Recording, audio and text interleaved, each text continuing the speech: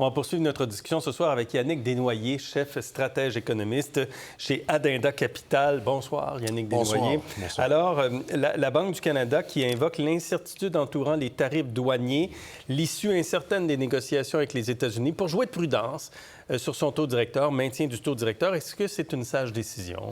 Oui, c'est une sage décision.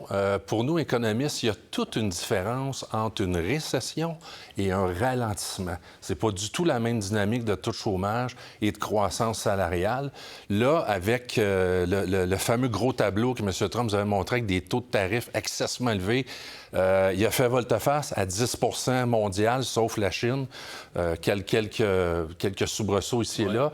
En général, les risques de récession sont évacués. Ce qui permet à la Banque du Canada de mettre beaucoup plus de poids sur l'inflation que la croissance. Or, on a épluché au crible les 5 derniers rapports de la politique monétaire de la Banque. La Banque a tendance à sous-estimer l'inflation. Donc, ce qu'on vient de voir, c'est une reflation. Et en l'absence de récession, la Banque va mettre plus de poids sur l'inflation dans les prochains trimestres pour prendre ses décisions. Donc, plus de poids sur l'inflation qui compte davantage. Donc, si l'inflation est à 2,3 excluant la baisse de la taxe carbone, là, c'est trop élevé pour baisser le taux directeur? Bien, on va aller plus loin que ça. La vraie inflation fondamentale, c'est pas 2,3 parce que là, il y a une baisse année sur année du prix de l'énergie. Quand on regarde les deux mesures préférées fondamentales de la Banque, on est à 3 et un peu plus, année sur année. OK? Et le gouvernement a fait allusion un peu là, dans la session de questions, mais la Banque regarde beaucoup les indices de diffusion de l'inflation. Or, on a eu une remontée là, dans les 3 derniers mois, dans tout l'ensemble des prix au Canada, 40 de tous les indices de prix, il y en a plusieurs centaines, progressent à plus de 3 C'est une détérioration. On était à 20-25 avant. Là, on est à 40. Donc, il y a une détérioration du portrait inflationniste au Canada. Une fois qu'on évacue la récession, la Banque est obligée de mettre plus de poids sur ce portrait-là. Donc, la Banque se dit, on va attendre un peu. Regardons ce qui va arriver, le véritable impact sur l'économie. Ralentissement économique, mais trop d'inflation, on ne baisse pas les taux. Mais si ça ressemble à une récession, ça devient une récession, là, on va encore baisser les taux? Vous vous attendez à d'autres baisses de taux? Ça prend vraiment une récession pour baisser les taux parce que le taux de la Banque actuellement est à 2,75. C'est exactement ce que nous dit qui est l'estimé de la Banque du taux de long terme. Donc, si vous descendez votre taux en bas du taux de long terme, vous stimulez l'économie et l'inflation. Là, on est exactement au taux neutre. Le problème, c'est que l'inflation, selon les mesures de la Banque, n'est pas à l'équilibre à 2 On est à 3 Donc, on a baissé les taux quand même un peu rapidement et un peu agressivement quand on se compare aux autres banques centrales.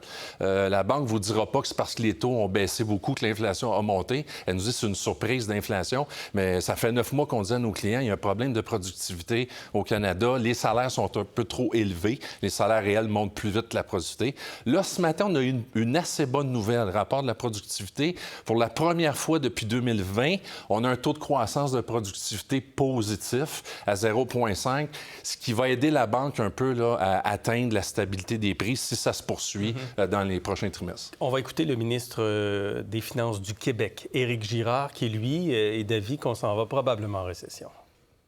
On parle de l'économie nord-américaine. Si vous déstabilisez l'ensemble du commerce de biens et services puis les chaînes de production, ça va provoquer une récession en Amérique du Nord. Alors, c'est ça qui est problématique avec les politiques qui sont proposées par l'administration américaine, c'est qu'elles sont au détriment de tous. C'est pas juste le Québec. Et donc, dans les circonstances, faut-il s'attendre à d'autres baisses de taux d'intérêt cette année? Bon. Au début avril, les risques de récession étaient immensément élevés. Avec le gros tableau des tarifs, nous, on voyait une récession de facto parce que la facture tarifaire totale aux États-Unis était de l'ordre de 650 milliards, plus élevé que le changement de consommation annuel. Donc, on frappait le consommateur à tour de bras. Aujourd'hui, avec le nouveau menu mondial des tarifs, la facture est 250 milliards, beaucoup plus faible. Et ça peut être partagé entre les entreprises, les marges des entreprises, via refiler totalement la facture sous forme de prix. Vous avez vu des surprises négatives d'inflation aux États-Unis dans les 2-3 derniers rapports. Donc, le consommateur ne se fait pas frapper tant que ça. Et donc, les probabilités de récession sont quand même largement diminuées. On a eu des surprises négatives sur l'IPC, l'indice des dépenses de consommation des ménages, les prix à la production, etc. Une panoplie là, de surprises négatives à la baisse sur l'inflation malgré les tarifs. Donc, les entreprises américaines absorbent une partie du choc de coût des tarifs dans leur marge bénéficiaire, ce qui diminue l'inflation prévue, ce qui diminue les probabilités de récession. Et quel est l'impact des tarifs douaniers qui sont doublés sur l'acier et sur l'aluminium, ce qu'a annoncé le président hier? OK. L'acier et l'aluminium, là, c'est très sectoriel. C'est très malheureux pour ce secteur. Là. On est très conscient de tout ça, là, puis c'est gros 50 %. Par contre, il y a 22 milliards d'importations aux États-Unis d'acier et d'aluminium en provenance du Canada. 22 milliards. Le PIB canadien est à 3 200 milliards, ce qui est 0,7 %.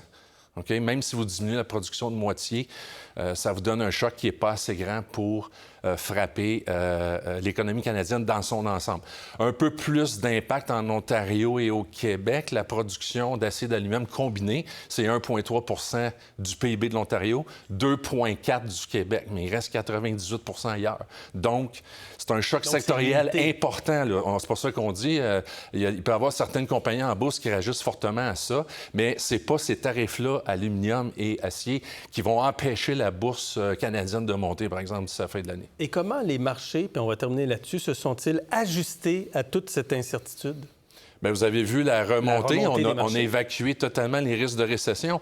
Avant une récession, les marchés descendent. Là. Le signal qui est envoyé par la bourse, c'est clair, c'est que l'incertitude a beaucoup diminué.